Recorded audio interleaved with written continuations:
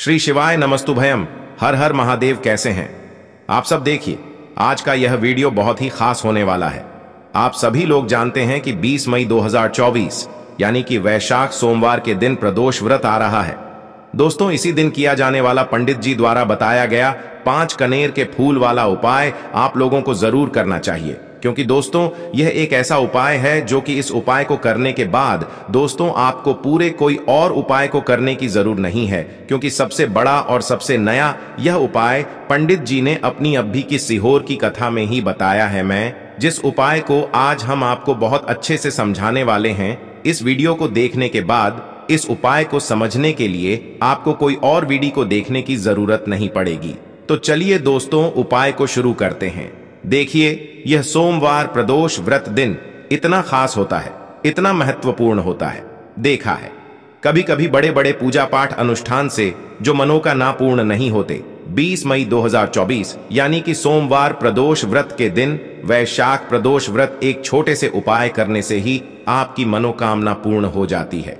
और बहुत सारे लोगों ने इस उपाय को किया भी है और उनको इस उपाय को करने का फल भी जरूर मिला। अगर आप लोग भी इस उपाय को 20 मई 2024 यानी कि सोमवार प्रदोष व्रत के दिन करना चाहते हैं, तो आप इस उपाय को पहले अच्छे से समझ लेना, सुन लेना, उसके बाद करना ना। आपको इस उपाय का फल जरूर मिलेगा। और इस उपाय को कर लेने से आपके घर में चाहे किसी भी प्रकार की दुख और समस्या क्यों ना चल रही हो, आपको उसका कारण भी नहीं पता है कि भाई यह समस्या किस कारण से चल रही है। उसका कुछ भी कारण हो सकता है, जैसे पितृदोष हो सकता है या किसी भी तरह का मंगल दोष भी हो सकता है। 20 मई 2024 यानी कि वैशाख सोमवार प्रदोष व्रत के दिन इस 5 कनेर के फूल वाला उपाय को आप लोगों को कर लेना है। यह एक ऐसा उपाय है जिस उपाय को अगर किसी विशेष दिन पर किया जाए तो भाई उस विशेष दिन का जो है वह तो हमें मिलता ही मिलता है। पर हमने उस दिन पर इस 5 कनेर के फूल वाला उपाय को किया है तो हमें उससे भी बड़ा फल मिलता है, और फल बहुत जल्दी मिलता है, क्योंकि आप इस उपाय को बहुत ही बड़े और विशेष दिन पर कर रहे हो। क्योंकि 20 मई 2024 यानी कि वैशाख सोमवार प्रदोष व्रत के दिन प्रदोष व्रत बहुत ही ज्यादा बड़ा होता है। इसीलिए दोस्तों, आज की इस वीडियो में हम आप लोगों को 5 कनेर के फूल वाला उपाय समझाएंगे, जिस उपाय को करने से अगर आपकी किसी भी प्रकार की मनोकामना है, किसी भी प्रकार की दहक और परेशानी है, सबसे ज्यादा समस्याएं आपके जीवन में ही हैं। अगर आपको धन प्राप्ति नहीं हो पा रहा है, रुपए पैसे की आपके घर में लगातार दिक्कत परेशानियां चलती चली आ रही हैं, आपका व्यापार, आपकी नौकरी अगर अच्छे ऐसे नहीं चल रहे हैं, जिसकी वजह से घर में लगातार आर्थिक समस्याएं बनी रहती हैं। पूज्य गुरु जी ने कहा है को धन प्राप्ति अगर नहीं हो पा रहा हो तो आपको सिर्फ और सिर्फ 5 कनेर के फूल वाला उपाय सोमवार प्रदोष व्रत दिन से शिवलिंग के सामने एक ऐसा विशेष उपाय करना है जो आपकी इन सारी समस्याओं को सिर्फ 7 दिन के अंदर ही समाप्त कर देगा। तो चलिए जानते हैं इन विशेष उपायों के बारे में। लेकिन उससे पहले जो भी मेरे भाई मेरी प्यारी बहनें आज चैनल पर पहली बार आए हैं या मेरी आवाज आज पहली बार सुन रहे हैं, अगर आप भी महादेव के सच्चे भक्त हैं तो वीडियो को लाइक और चैनल को सब्सक्राइब जरूर कर लें। दोस्तों, अब उसके बाद में दोस्तों यह वाला जो उपाय है यह किसको करना है, तो देखो, घर का जो बड़ा और मुख्य सदस्य होगा उसी व्यक्ति को यह वाला उपाय करना है।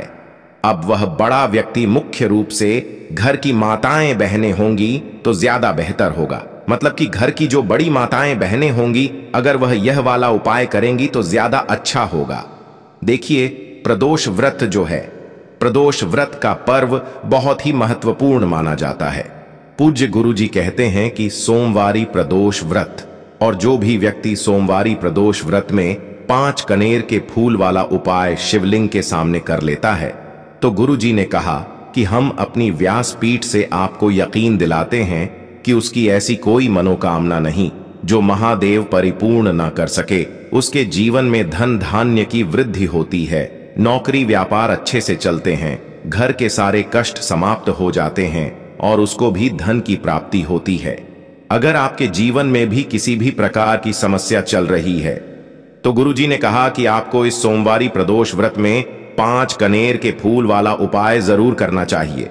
देखिए, आप सभी जानते हैं कि सोमवारी प्रदोष व्रत होती है वह हमारे महादेव और माता पार्वती के मिलन की तिथि होती है। इस दिन जो भी उपाय किए जाए वह हमारे शिव और शक्ति को प्रसन्न करने वाले उपाय होते हैं और हमारी सारी मनोकामनाएं को परिपूर्ण करने वाले उपाय होते हैं। इस वीडियो में भी हम लोग पूज्य गुरु जी द्वारा बताए गए कुछ बहुत ही खास उपायों के बारे में जानेंगे। यह उपाय आपके जीवन में चल रही समस्याओं को तो समाप्त करेंगे ही और साथ ही साथ आपके घर में धंधा की वृद्धि भी करेंगे। तो चलिए जानते हैं पूज्य गुरु जी द्वारा बताए गए सबसे पहले उपाय के बारे में। देखिए, इस उपाय के लिए आपको एक लोटा जल ले लेना है। तांबे के पात्र में आपको अपने किचन से जल ले लेना है और इसी के साथ आपको ले लेना है 5 कनेर के फूल। कनेर के पीले रंग के फूल आपको सामने स्क्रीन पर दिखाए जा रहे हैं। ये ऐसे फूल होते हैं और अगर यह आपके पास नहीं है तो शिवलिंग के ऊपर चढ़े हुए कनेर के फूल को उठाकर जल से शुद्ध करके आप उसका भी इस्तेमाल कर सकते हैं, या फिर किसी भी फूल वाली दुकान से आप इन फूलों को खरीद सकते हैं। देखिए, सिर्फ यह 2 सामग्री लेकर आपको शिवालय पहुंच जाना है। यह बहुत ही विशेष उपाय है। जिन लोगों की कोई विशेष मनोकामना है जो परिपूर्ण अभी तक नहीं हो पा रही है, तो उस मनोकामना को परिपूर्ण करने के लिए इससे अच्छा उपाय सोमवारी प्रदोष व्रत के दिन के लिए कोई भी नहीं हो सकता है।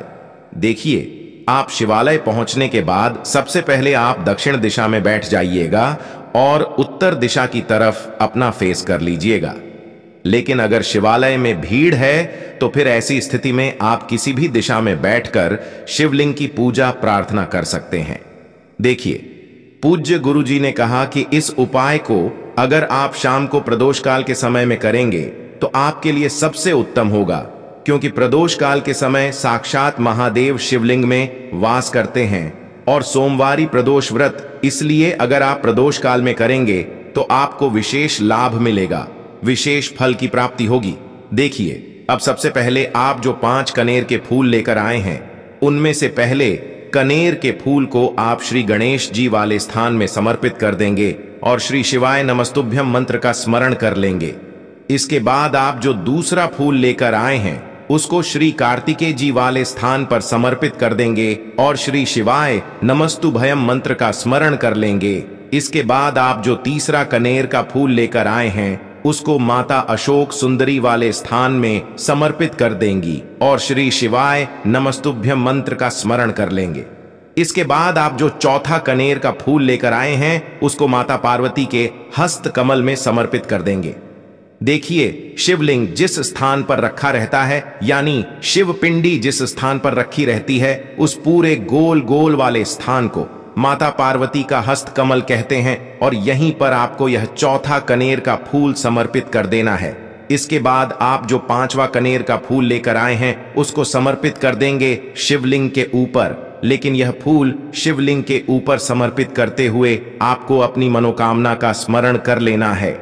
श्री शिवाय नमस्तुभ्यम मंत्र का स्मरण करते हुए आपके जीवन में अगर धन की समस्या चल रही है तो उसको महादेव से दूर करने की प्रार्थना कर लीजिए, या फिर आप अपनी नौकरी या व्यापार के लिए यह उपाय कर रहे हैं तो उसके लिए महादेव से प्रार्थना कर लीजिए, या फिर आप अपने मकान जमीन जायदाद के लिए या फिर आप अपने विवाह के लिए यह उपाय कर रहे हैं तो उसके लिए महादेव से प्रार्थना कर लीजिए।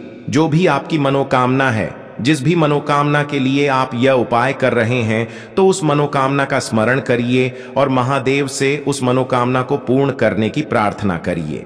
फिर श्री शिवाय नमस्तुभयम मंत्र का स्मरण करते हुए यह आखिरी फूल आपको शिवलिंग के ऊपर समर्पित कर देना है। इसके बाद आप जो एक लोटा जल लेकर आए हैं उसमें से थोड़ा जल आप सबसे पहले श्री गणेश जी वाले स्थान पर आपने जो फूल समर्पित किया है उसमें समर्पित कर दीजिए। फिर थोड़ा सा जल आप श्री कार्तिकेय जी वाले स्थान पर जो फूल समर्पित किए हैं उसके ऊपर थोड़ा सा समर्पित कर दीजिए। फिर तीसरे नंबर पर आपने जो फूल माता अशोक सुंदरी वाले स्थान पे समर्पित किया है उस परे थोड़ा सा जल समर्पित कर दीजिए। फिर चौथे नंबर पर आपने जो माता पार्वती के हस्त कमल में फूल समर्पित किया है उसके ऊपर थोड़ा सा जल समर्पित कर दीजिए। इसके बाद बचा हुआ पूरा जल आप शिवलिंग के ऊपर धीरे धीरे समर्पित करते जाइए तथा लगातार श्री शिवाय नमस्तुभ्यम मंत्र का स्मरण करते जाइए। पूज्य गुरुजी कहते हैं कि जो भी व्यक्ति सोमवार प्रदोष व्रत में इन 5 स्थानों पर यानी इस पूरे शिव परिवार के ऊपर ये कनेर के फूल समर्पित करके जल समर्पित कर देता है तो उसके जीवन की कोई भी मनोकामना हो वो महादेव की कृपा से बहुत ही जल्द परिपूर्ण हो जाती है। तो दोस्तों, इस विशेष उपाय को आप जरूर करिएगा। अब जानते हैं गुरुजी द्वारा बताए गए दूसरे खास उपाय के बारे में। यह उपाय भी आपकी मनोकामना को ही परिपूर्ण करने के लिए है। इस उपाय के लिए भी आपको एक लोटा जल ले लेना है और साथ ही साथ एक बेलपत्र ले लेनी है। एक लोटा जल आपको अपने किचन से लेना है और बेलपत्र अगर आपके पास हो तो ले लीजिए और ना हो तो फिर आप शिवलिंग के ऊपर चढ़ी हुई बेलपत्र को उठाकर जल से शुद्ध करके फिर उसका भी इस्तेमाल कर सकते हैं। अगर आप पहला उपाय ना कर सके तो फिर आप इस दूसरे उपाय को कर सकते हैं। दोनों ही उपाय आपके जीवन की मनोकामना को परिपूर्ण करने के लिए है, धन धान्य के भंडार को भरने के लिए है। देखिए, अब सबसे पहले ये दोनों सामग्री लेकर आपको पहुंच जाना है किसी भी बेलपत्र के वृक्ष के नीचे। यह उपाय भी आप सुबह से लेकर शाम तक किसी भी समय कर सकते हैं। बेलपत्र के वृक्ष के नीचे पहुंचकर बेलपत्र की जड़ के आसपास आपको कहीं बैठ जाना है, लेकिन आपको अपना फेस उत्तर दिशा की तरफ करना है, यानी आपका जो चेहरा होगा वह उत्तर दिशा की तरफ होगा। उत्तर दिशा की तरफ आपको अपना मुख रखना है और फिर यह एक बेलपत्र आपको अपनी हथेली में रखना है और आपको अपनी मनोकामना बोल देनी है। जिस भी मनोकामना के लिए आप यह उपाय कर रहे हैं, अपनी मनोकामना का स्मरण कर लीजिए और इस बेलपत्र को आप बेलपत्र के पेड़ की जड़ के पास कहीं पर रख दीजिए और श्री शिवाय नमस्तुभ्यम मंत्र का स्मरण करते हुए 1 या 2 मिनट बाद इस बेलपत्र को वापस उठा लीजिए। बेलपत्र की जड़ के आसपास कहीं पर रखकर फिर इसको 1 या 2 मिनट बाद वापस उठा लीजिए और फिर यह दोनों सामग्री लेकर आप शिवालय आ जाइए। अब शिवालय आने के बाद यह बेलपत्र आपको शिवलिंग के ऊपर समर्पित कर देनी है और फिर से आपको वही मनोकामना बोल देनी है जो आपने बेलपत्र के वृक्ष के नीचे बोली थी। दोनों जगह आपको एक ही मनोकामना बोलनी है। इस बात का आप स्मरण रखिएगा। फिर इसके बाद आप जो एक लोटा जल लेकर आए हैं, इसको धीरे धीरे इसी बेलपत्र के ऊपर समर्पित करते जाइए तथा लगातार श्री शिवाय नमस्तुभ्यम मंत्र का स्मरण करते जाइए। पूज्य गुरु जी ने कहा कि जो भी व्यक्ति इस विशेष उपाय को सोमवारी प्रदोष व्रत में करता है तो उसकी बड़ी से बड़ी मनोकामना शिव और शक्ति की कृपा से बहुत ही जल्द परिपूर्ण हो जाती है। अब जानते हैं गुरुजी द्वारा बताए गए तीसरे और सबसे आखिरी उपाय के बारे में। यह उपाय आपके जीवन की सारी तकलीफों को समाप्त करके धन धान्य के भंडार को भरने के लिए। इस उपाय के लिए आपको 21 चावल के दाने ले लेने हैं।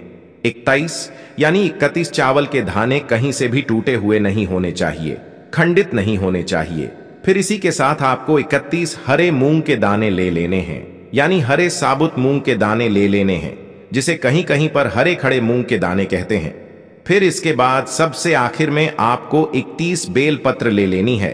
बेलपत्र भी कहीं से कटी फटी नहीं होनी चाहिए। अब यह सारी सामग्री लेकर आपको शिवालय पहुंच जाना है। इस उपाय को आप शाम को प्रदोष काल के समय में ही करेंगे।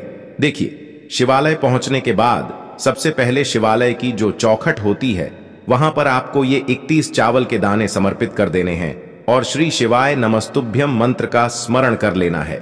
शिवालय की जो चौखट होती है जहां से आप अंदर प्रवेश करते हैं, उसके दाहिने साइड या बाएं साइड या कहीं पर भी चौखट के ऊपर कहीं पर भी आप ये 31 चावल के दाने समर्पित कर दीजिए। इसके बाद आप अंदर जाइए और शिवलिंग के सामने जो नंदी महाराज होते हैं, यानी जो नंदीश्वर भगवान होते हैं, उनका जो पैर उठा हुआ रहता है, उसके बगल में आपको 31 हरे मूंग के दाने समर्पित कर देने हैं। जो पैर उठा हुआ रहता है उसके बगल में 31 हरे मूंग के दाने समर्पित कर दीजिए और श्री शिवा नमस्तुभयम मंत्र का स्मरण कर लीजिए। इसके बाद आप जो 31 बेल पत्र लेकर आए हैं उनको जो शिवलिंग में माता अशोक सुंदरी वाला स्थान होता है वहां पर समर्पित कर देना है। आपको माता अशोक सुंदरी वाले स्थान पर 31 बेलपत्र समर्पित कर देना है। बेलपत्र की डंडी बाहर की तरफ रहेगी और बेलपत्र की चिकनी साइड वाला हिस्सा नीचे की तरफ रहेगा। इसके बाद फिर से आपको श्री शिवाय नमस्तुभ्यम मंत्र का स्मरण करते हुए अपनी मनोकामना का स्मरण कर लेना है। पूज्य गुरु जी ने कहा कि सोमवारी प्रदोष व्रत में जो भी व्यक्ति यह 31 वाला